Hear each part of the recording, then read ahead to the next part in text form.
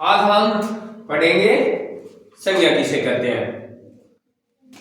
प्रश्न 1, संज्ञा किसे कहते हैं?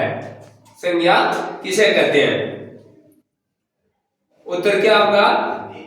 किसी व्यक्ति, वस्तु,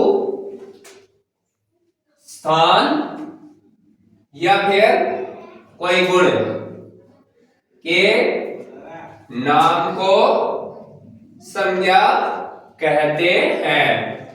क्या कहते हैं? संज्ञा कहते हैं। किसको? किसी व्यक्ति, वस्तु, स्थान या फिर उसका गुण जो भी है उसके गुण को क्या कहते हैं? संज्ञा कहते हैं। जैसे रमेश, सुरेश, महेश, कोई भी नाम हो सकता है, लक्ष्मी, प्रिया, ऐसे कोई भी नाम हो सकता है, उसको कहते हैं। व्यक्ति का नाम है, क्या है? लक्ष्मी है या फिर रमेश है या प्रिया है, जो भी नाम है, अंकिता है, सुनीता है, बबीता है, कुछ भी नाम हो सकता है। तो व्यक्ति इसका अर्थ यह हुआ कि कोई भी व्यक्ति हो सकता है, वो संज्ञा है।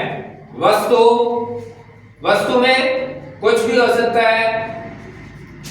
ऊंट है, गाय है, भैंस है, बकरी है या कुछ भी है, तो हम उसको संज्ञा दी हुई है कि इसका नाम यह है।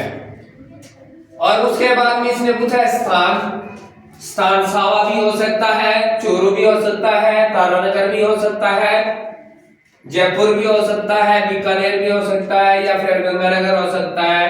कुछ भी स्थान हो उसका नाम वो क्या है? स्थान है। और आगे गुण, उसमें गुण कैसा है? वो बुढ़ा है, जवान है या कैसा है, तो वो उसका गुण है। ये चीजें हो तो क्या है? संज्ञा है। इसे पहचानने के लिए ये नाम दिया गया है कि इसमें ये चीजें आई हुई है तो ये निश्चित रूप से संज्ञा है। तो किसी व्यक्ति, वस्तु, स्थान या फिर उसका गुण है आदि के नाम को संज्ञा कहते हैं। अब इसके बाद में आता है संज्ञा कितने प्रकार की होती है। प्रश्न दूसरा पूछा है, संज्ञा कितने प्रकार की होती है? उदाहरण सहित लिखो। आपको उदाहरण पूछा जाता है तो उदाहरण लिखना है। अगर आपको उदाहरण नहीं पूछा जाता है, सीधा ही पूछा जाता है कि संज्ञा कितने प्रकार की होती है, तो आप क्या बोलोगे? संज्ञा 3 प्रकार की होती है। संज्ञा कितने प्रकार की होती है, इतना ही प्रश्न पूछा जाता है तो क्या लिखोगे? संज्ञा 3 प्रकार की होती है। अगर ऐसा लिखा हुआ होता है कि संज्ञा कितने प्रकार की होती है, उदाहरण सहित लिखो, तो उदाहरण पूछा गया है तो आप इसका नाम साथ में लिखोगे। संज्ञा 3 प्रकार की होती है। प्रथम होती है व्यक्तिवाचक संज्ञा। व्यक्तिवाचक संज्ञा में क्या आता है? जैसे कुरंज, कोई पक्षी का नाम हो सकता है, रमेश, आम, अंगूर, सेब, संतरा, कुछ भी हो सकता है। आगे आता है जातिवाचक संज्ञा। जातिवाचक संज्ञा जैसे पक्षी है, बच्चा है, कपड़ा है, नौकर है या फिर कोई कर्मचारी वगैरह है, जो भी है, तो वो उसकी जातिवाचक संज्ञा के अंदर आता है। अब आता है आगे भाववाचक संज्ञा। भाववाचक संज्ञा में आप उदाहरण के रूप में लिखोगे सफेद है, काला है, नीला है, पीला है, ये लिखोगे।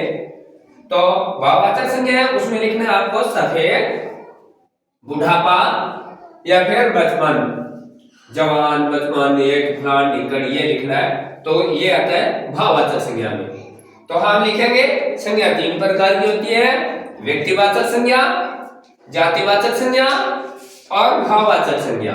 इस प्रकार से हम संज्ञा किसे कहते हैं वो और संज्ञा के प्रकार आज इतना याद करेंगे। कल ये फिर आगे के प्रश्न है वो याद करेंगे।